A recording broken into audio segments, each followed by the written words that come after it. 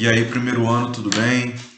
Esse vídeo é de uma aula de sociologia, uma aula que nós iniciamos na parte teórica já, finalizamos a parte teórica. Só vou dar uma revisada aqui rapidinho, não vou me alongar muito, e vamos corrigir os exercícios relativo às aulas 3 e 4 do livro de vocês, que a gente vai falar de... O título do livro está Coerções Sociais. Bom, lembrando, as coerções sociais são essas regras que já estão no mundo quando a gente nasce, né? Quando a gente se integra a ele. Nós não temos a liberdade, muitas vezes, de escolher aceitar essas regras ou não. Muitas vezes nós somos forçados. E é aí que está a coerção, né? A coerção social é quando a sociedade nos força a seguir certos princípios, certas regras. É essa pressão. Coerção social é isso, essa pressão social para que o indivíduo siga e obedeça a determinadas regras. É um fenômeno sociológico a coerção social e ela deixa muito clara essa tensão que existe entre a sociedade e o indivíduo. Existe uma tensão entre esses dois polos.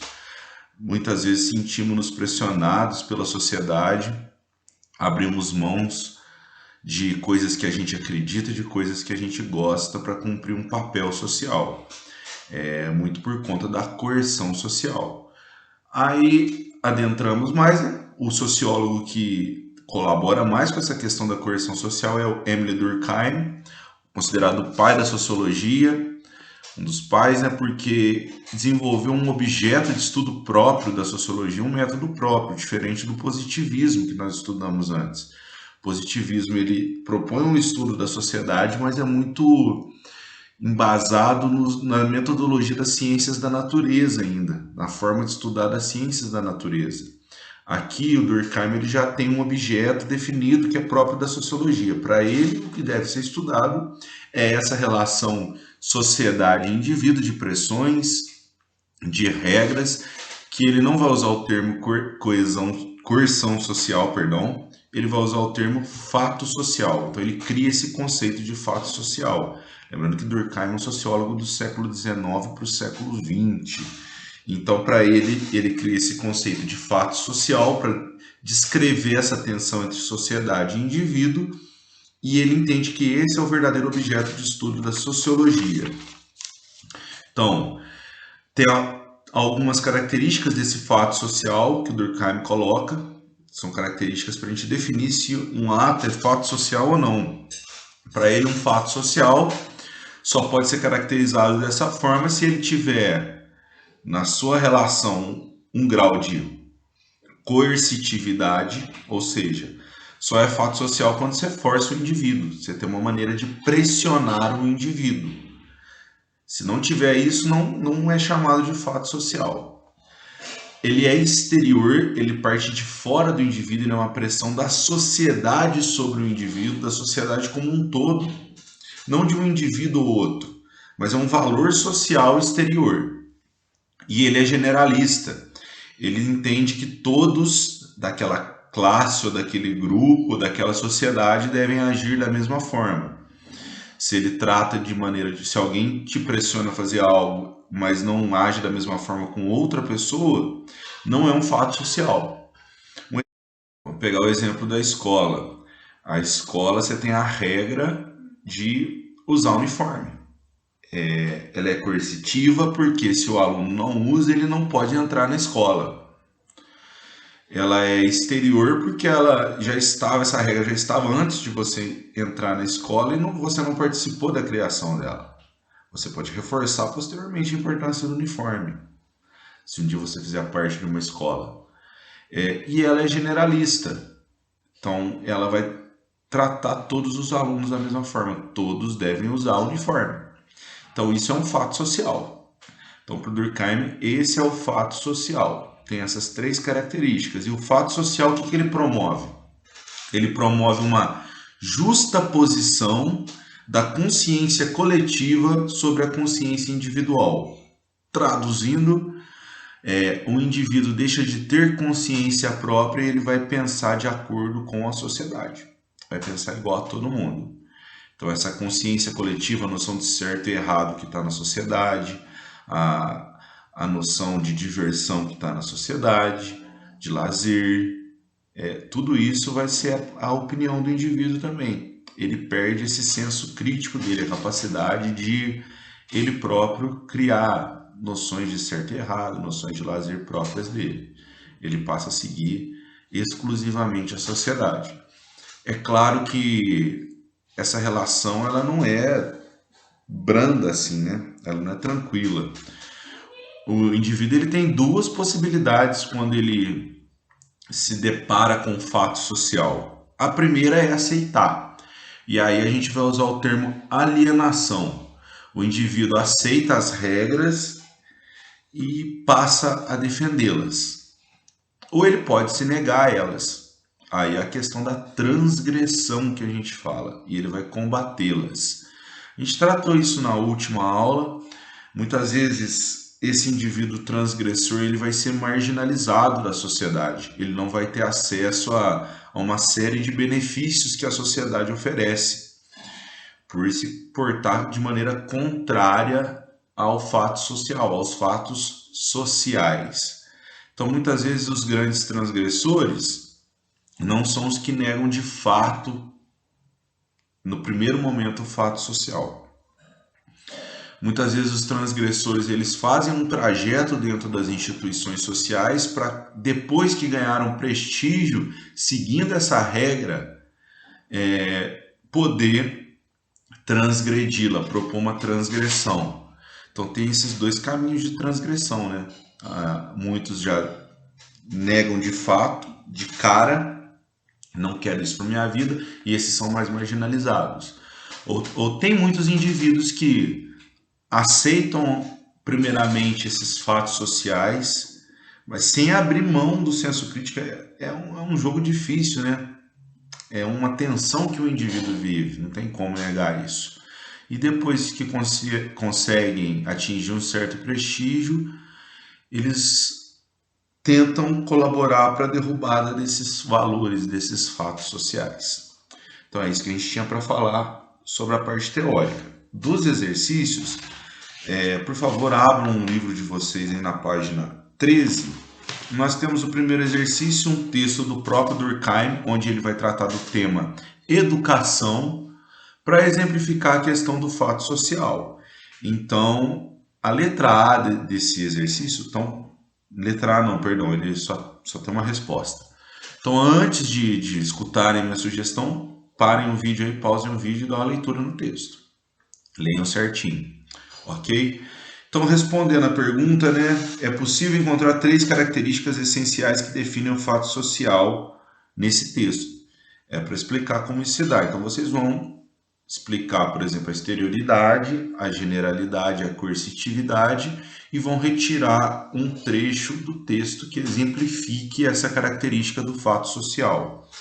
Então, aí nós temos, para exemplificar a coercitividade, na 5ª linha, começa uma frase que vocês vão usar como exemplo, podem usar, né? Não é necessariamente a única. Esforço contínuo para impor à criança maneira de ver, de sentir e de agir às quais ela não teria chegado espontaneamente. Isso é a coercitividade, é um exemplo da coercitividade. Então vocês vão explicar a coercitividade e usar esse exemplo do texto, ok? Aí lembrando, coloca entre aspas, né? Você está retirando do texto. Na linha 13, na 13ª linha, nós temos a educação racional deveria reprovar tais processos e deixar a criança agir com toda a liberdade. Mas, como essa teoria pedagógica nunca foi praticada por nenhum povo conhecido, aí para por aí. Aí a gente tem um exemplo de generalidade, que é uma teoria que se propõe para todos, certo? Que, embora não seja seguida, ela se propõe para todos. Então, essa teoria educativa é um fato social e aí está o traço de generalidade dele. E por último, se eu não me engano, é na 19ª ou 20ª linha. Esta pressão permanente exercida sobre a criança é a própria pressão do meio social que tende a moldá-la à sua imagem. Aí nós temos um exemplo de exterioridade. Então é um mundo social forçando a criança, moldando a criança, ok? Então são os 3 exemplos aí retirados do texto para tratar das 3 características do fato social.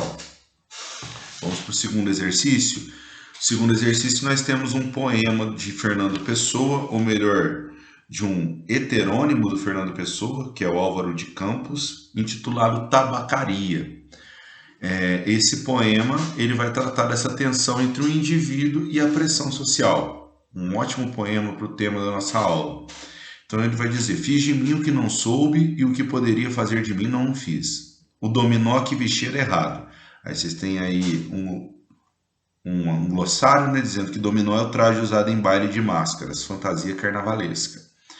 Conheceram-me logo por quem não era e não desmenti, e perdi-me.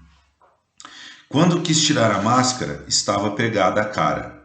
Quando a tirei e me viu ao espelho, já tinha envelhecido. Estava bêbado, já não sabia vestir o dominó que não tinha tirado.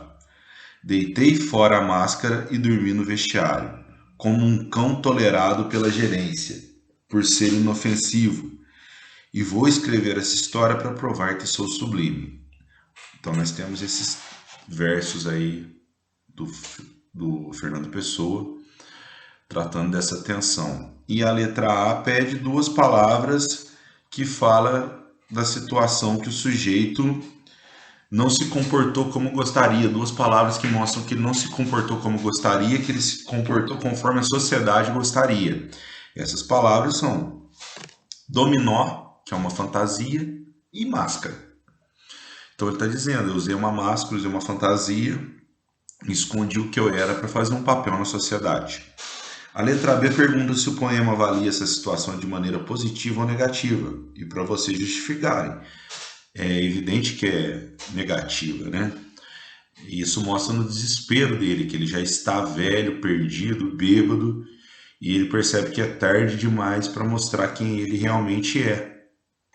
É muito tarde para tentar tirar essa máscara. Ele já não consegue, já está colado ao rosto, né? A letra C.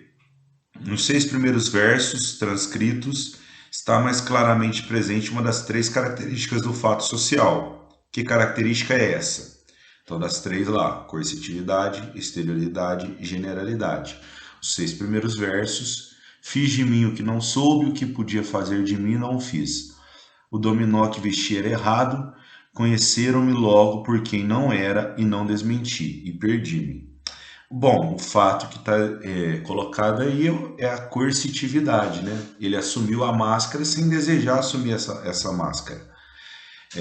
Então fica claro, nesses 6 primeiros versos, a coercitividade é a característica do fato social que se sobrepõe aí. Aí vocês podem grifar o primeiro verso, né? Fiz de mim o que não soube. E o quarto: conheceram-me logo por quem não era e não desmenti, e perdi-me. Então esses 2 aí ajudam a exemplificar essa coercitividade.